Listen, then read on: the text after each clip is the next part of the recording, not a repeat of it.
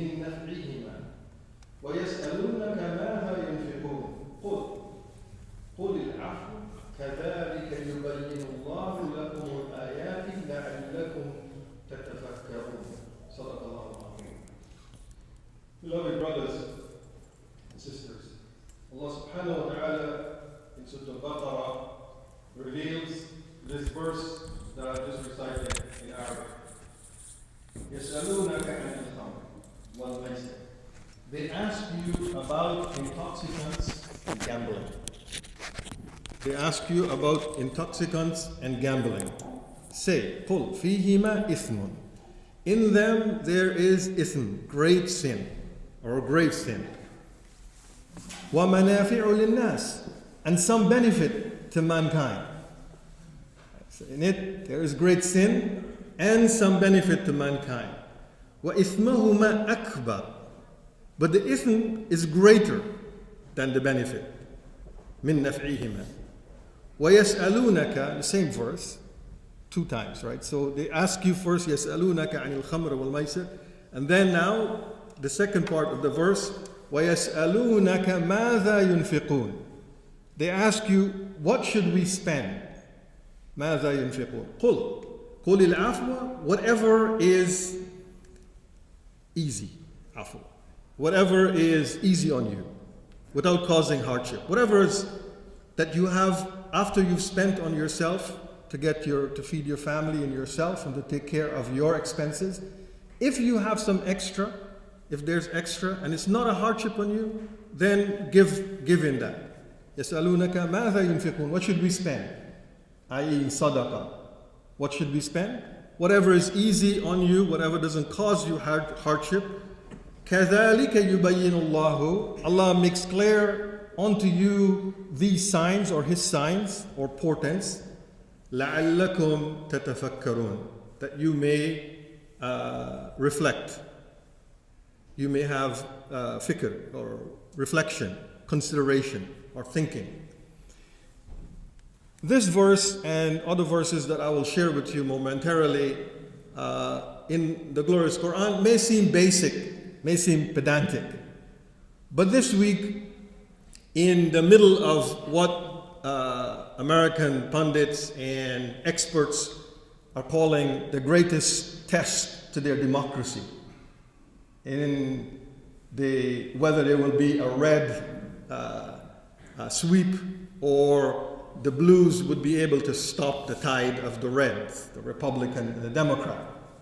And from the week before or weeks leading up to the midterms in America, they were talking about democracy being in the balance. Democracy being the precious element, politically speaking, that holds the country together. Will the country slide into Trumpian madness, or will people come to their senses and realize that this is not the way to go? And is democracy being a sort of a religion in America, and in Canada for that matter? And in the middle of all of this, they interrupt the news to tell you and bring a reporter in, not only interrupt the news, but to bring a reporter in to say someone had just won the Powerball in America. $2 billion. So I'm sitting in my sofa watching the news and thinking, 2 billion? I can't even fathom $1 million or 10 million or something along those lines. Normal kind of, well, not normal for me, not normal for many of you here, but 2 billion. I was like, I'm stunned. And then they had this reporter come on, somebody in California won it. The draw was made in Tallahassee, Florida. And I'm thinking about the ayats of Allah subhanahu wa ta'ala and the hadith relating to these ayats or these verses and the circumstances of the revelation. And I thought, this is an interesting phenomenon that is taking place. And all the things that I've known and I've read and I've talked to people about, to colleagues and friends and people who play the lottery at work, and you have like people coming around and doing collections, and you're working in these environments, and you're like, don't want to be the outsider, so you give a toonie or a loony or whatever to join the lottery. And I was like, this is a big phenomenon. But I never in my imagination ever paid attention to the numbers, the numbers in America. So I wanted to see what was going on here. How did it get to 2 billion? What are the odds of someone winning $2 billion?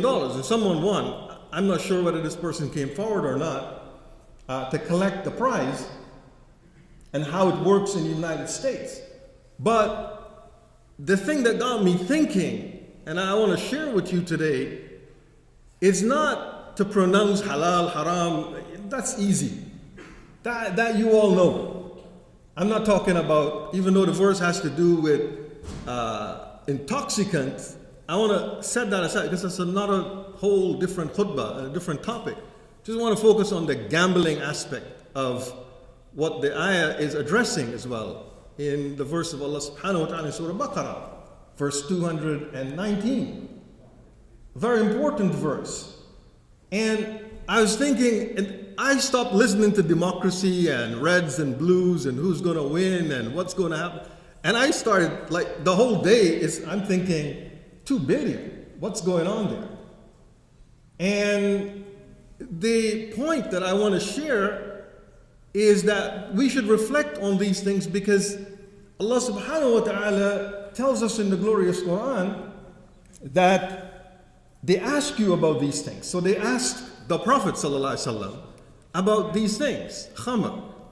And in the time of the Prophet sallallahu alaihi wasallam, the revelation, the verses that made khamr, intoxicants, haram, came gradually. And so did gambling. So they didn't come all at once. There are 4 sets of verses in the Quran that if you look at the chronological order, when they were revealed until they were finally prohibited.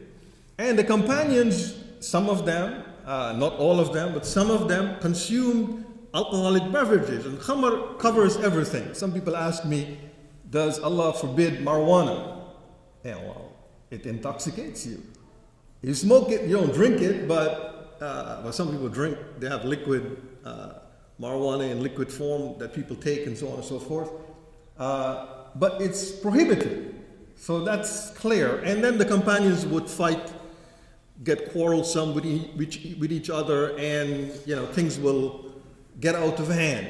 And it did happen in the Prophet ﷺ time, and this was made to his attention, and it was addressed. But gambling was something that they also did. And al-maisir is one of the words. Qimar is another term that is used in the hadith literature and in the fatwa of the imams to refer to gambling. And what they used to do was they would have, like, say they have meat, for example, freshly slaughtered meat, and they would draw lots over the meat. And the one who won gets to keep all the meat. And the one who lost, they would make mockery of him and rib him and make jokes about him and so on and so forth. So he would go away in shame, hang his head in shame, walk away. Sometimes this caused enmity as well among the people. But the one who got the meat, the prize, would distribute it to the poor. And people would say, oh, what a generous man. Right? They didn't work for it. He just gives it away to people, just to show he's noble, he's generous, and so on and so forth. So that's why in the same verse, يَسْأَلُونَكَ مَاذَا يُنْفِقُونَ? What should we spend then? I mean, this is how we spend. You get this wealth, you get this meat, or whatever you get, and you give it away to the poor. What should we spend? قُلِ الْعَفْوَ. Whatever is easy for you. So give away. So they were saying, we're doing good. Look, we give away the meat. We give away the prize. We didn't keep it for ourselves. We're not greedy. We're not stingy. We're not miserly. We give it away to people. And so that's why the two things, which are very dissimilar in some ways, if you think about it, but they're similar in that how the act was carried out in the time of the Prophet ﷺ. كَذَلِكَ يُبَيِّنُ اللَّهُ لَكُمُ الْآيَاتِ. that Allah makes these portents, these signs clear to people who reflect. And in another verse of the Quran, in Surah Ma'idah, which is these are the strong verses. Bismillah ar-Rahman ar-Rahim. Ya ayyuha alladhina amanu, innama al-khamru wal-maysir wal-ansab. Ansab, sacrificing on stone altars. Sacrificing an animal on a stone altar. Because why? It's divining. It's a part of showing that you are doing this act of slaughtering for a divine purpose. Wal azlam, and divining arrows, pulling arrows. Rijsum min amali shaitan. It's a this is how shaitan defiles you. That's the best translation of this verse. Rijsum min amali shaitan. This is how shaitan soils you. Right? Fajtanibuh la'allakum tuflihun. Avoid it in order tuflihun, that you may prosper. In the verse after that, verse 90 and then 91, Bismillah ar-Rahman ar-Rahim, إِنَّمَا يُرِيدُ الشَّيْطَانُ أَن يُوقِعَ بَيْنَكُمْ. That shaitan seeks to benefit from creating. He wants you to have al-adawata, animosity, wal-baghdha, and anger towards each other. Fil khamri wal maisir, in wine and alcohol. وَيَسُدَّكُمْ عَنْ ذِكْرِ اللَّهِ, and to forget the remembrance of Allah. وَعَنِ الصَّلَاةِ, and salah. فَهَلْ أَنْتُمْ مُنْتَهُونَ, will you not then desist? Right? The question is, will you not then desist? So looking at these verses in the glorious Quran, one then asks, what is the phenomenon of gambling, of lottery, which falls incidentally in a larger category of financial? If you look at the books of fiqh, the place where you look for these kinds of ruling is in the book on the finances or financial transactions, right? So it doesn't come on the salah, it doesn't come on the, baba salah, baba tahara, baba wudu, baba zakat. It comes on the financial transactions. So the way we financially transact. And so Allah subhanahu wa ta'ala says, in it there's some benefit, but the ism outweighs the benefit. Imam al-Qurtubi was one of the great imam who did a tafsir of the Quran, very famous tafsir, and he talks about what are the benefits. He mentions some benefits. You can get wealthy without effort. You can get wealthy without effort. You just go and buy a Lotto Max or a 649, and if you win, and chances are, if you win, what are your chances? So people don't know this. People don't know what are their chances, what are the odds. You have to look at, Scientific Gaming Inc., for example, one of the companies that print these tickets, billions and billions of these tickets. The convenience store that sells it. Some convenience store makes up to like $30,000 a month selling lottery tickets. I'm sure you didn't know that. That's why they put all the signs up. $2 million one here, $1 million one here. That's to entice you and go, wow, if somebody won $1 million here, maybe I'll be the lucky one. They say if you play the lottery for $1 million, the chances of you winning that $1 million is 12%. You have a 12 in 1 million chance to win $1 million. But if, something like that. But if you play the lottery, like if you were playing for the $2 billion jackpot in America, your chance is 1 in 300 million. So the higher the lottery, the less your chance of winning. But people don't know that. So one of the American historian and president of the United States figured this out 100 years ago, that you make the lottery higher and more people will play for a less chance to win. How many people won the $1 billion? One person. 2 billion. What happened to all the millions and millions of people that bought lottery tickets? If you go to the convenience store, you will see, sometimes, observe what people are doing. People in America and in Canada go to the convenience store in the morning, play the lottery until they run broke, go work, come back and play the lottery again in the evening. The poorest people play the lottery more than wealthy people. The Ontario government makes $4.5 billion a year from lottery sales. Just let that sink in for a moment. $4.5 billion, only Ontario. In America, all this, the lottery states, the income to the government is $91 billion. Princeton University was built on lottery money. Yale University was built on lottery. Harvard University was built on lottery. Churches are built on lottery. The Han Dynasty paid for the Great Wall of China from lottery. Augustus Caesar repaired Rome with lottery money. So when you think about what the phenomenon of what's going on in selling lottery, so you're thinking, I'm just going to go and purchase a simple little ticket with my $5. Not knowing that you're contributing to a system where, as people from the 1960s to present were getting poorer, the poorer are getting poorer by the minute, by the day, and the wealthier are getting wealthy. So the government is taking money from the poor to pay for things that everybody, the rich, everybody enjoys. Right? And they pay for addiction. And one of the things that happens when people play this is they become addicted. Why? Because you get the idea in your head, maybe today is my lucky day.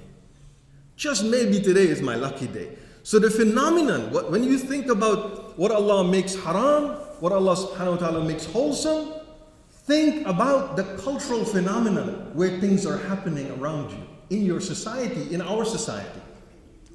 And who is profiting from all of this? You think these advertising, they make millions and millions of dollars on advertising? Companies are paid just to advertise. Even if my khutbah was made public, there would be people responding to my khutbah immediately to tell you, no, it's not like that. You're really paying for education, you're paying for better roads, you're paying for all of this good thing. You're not really, it's not a tax on the poor. You're paying for all of these things. In America, they used to play numbers. And you might have, if you're familiar with the story of Al-Hajj, Malcolm X, before he became Muslim, he used to run numbers. And this is something that they play in the United States. So they would say, you can bet the wage on what the end number is in the American stock market, the New York stock market. And if you guess the number right, then you win the prize. So they run around, everybody plays, you put some money in, $5, $10, $25, $50, whatever the case is, and you get the prize money at the end of it if you get the number, because you can't determine what the stock exchange is going to end, the day's closing numbers are going to be. So nobody can make that up. So they pick something. So Malcolm X, before he became Muslim, used to play the numbers. And if you look at people like Colin Powell's father, he played the numbers with $25, won $10,000 and bought a house. That's Colin Powell's father in 1950. General Colin Powell, famous general of the United States, who people wanted to run as the president. So the phenomenon itself is something that we need to look at when we determine, and I'm saying very clearly, according to the consensus of the ulama, this is a form of gambling. Playing the lottery is a form of gambling. Thus it falls under the category of haram. But if I left it like that and didn't tell you anything else, didn't tell you what's going on culturally, didn't tell you how insidious this stuff is, then you will think, okay, well, what's Brother Nazim saying? Right? I'm not here to pronounce haram and halal. You know this. What I'm here to say is that there's a phenomenon taking place. And if we don't open our eyes, our children will then start saying, well, Mom, Dad, what's wrong with that? It's just a loony. It's just a toonie.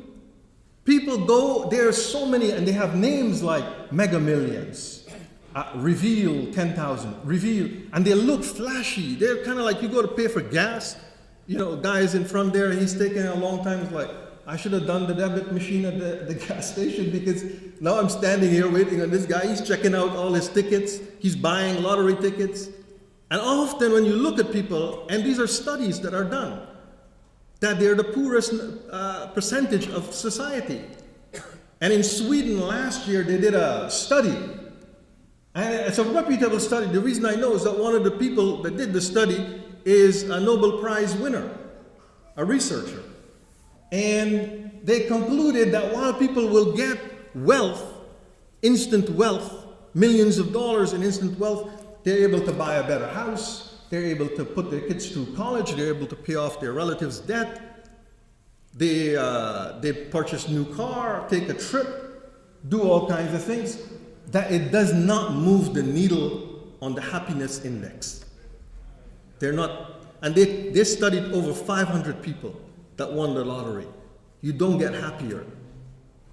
So Imam al-Qurtubi says that the ism of gambling is that it causes enmity and despair. We can add addiction to that. That it's an ill-gotten gain. I didn't work for it. It causes diversion, it causes people to be diverted from wholesome pursuit of profit and gain. Work hard. That's why in America, historically, as Jonathan Cohen points out in his recent book, the Protestant in America were against gambling. In Massachusetts, in not less than 100 years ago, you couldn't play anything to do with dice. In your home or outside, you couldn't play any dice games. Protestant. The Catholics were, according to Jonathan, I'm not making this up because I've not studied this stuff with myself. He says that the Catholics were more open to lottery. And it saps the income of the poor. And this is now what Jonathan says, not Imam al-Qurtubi, but Imam al-Qurtubi mentions enmity and despair, addiction, ill-gotten gains, diversion of wholesome pursuit of profit and gain. And Allah subhanahu wa ta'ala, I'm just looking at the time, I'm sorry the clock was not fixed. I need to stop. أقول قولي هذا وأستغفر الله لي ولكم ولسائر المسلمين لكل ذنب إنه هو الغفور الرحيم. استغفر الله الذي لا إله إلا هو. الحمد لله حمدا كثيرا طيبا مباركا فيه والصلاة والسلام على سيدنا محمد وعلى آله وصحبه وسلم تسليما كثيرا. بسم الله الرحمن الرحيم إن الله وملائكته يصلون على النبي يا أيها الذين آمنوا صلوا عليه وسلموا تسليما اللهم صل وسلم وبارك على سيدنا محمد وعلى آله عدد كمال الله كما يليق بكماله وصلى الله تعالى على جميع الأنبياء والمرسلين والملائكة المقربين والخلفاء الراشدين خصوصا على خير البشر بعد الأنبياء بالتحقيق أمير المؤمنين سيدنا أبي بكر الصديق رضي الله تعالى عنه وعلى مزين المنبر والمحراب أمير المؤمنين سيدنا عمر بن الخطاب رضي الله تعالى عنه وعلى كامل الحياء والإيمان أمير المؤمنين سيدنا عثمان بن عفان رضي الله تعالى عنه وعلى مظهر العجائب والغرائب أمير المؤمنين سيدنا علي بن أبي طالب رضي الله تعالى عنه وكرم وجوههم وعلى الإمامين الهمامين أمير المؤمنين سيدنا أبي عبد الله الحسن والحسين رضي الله تعالى عنهما وعلى أمهما سيدة النساء فاطمة الزهراء رضي الله تعالى عنها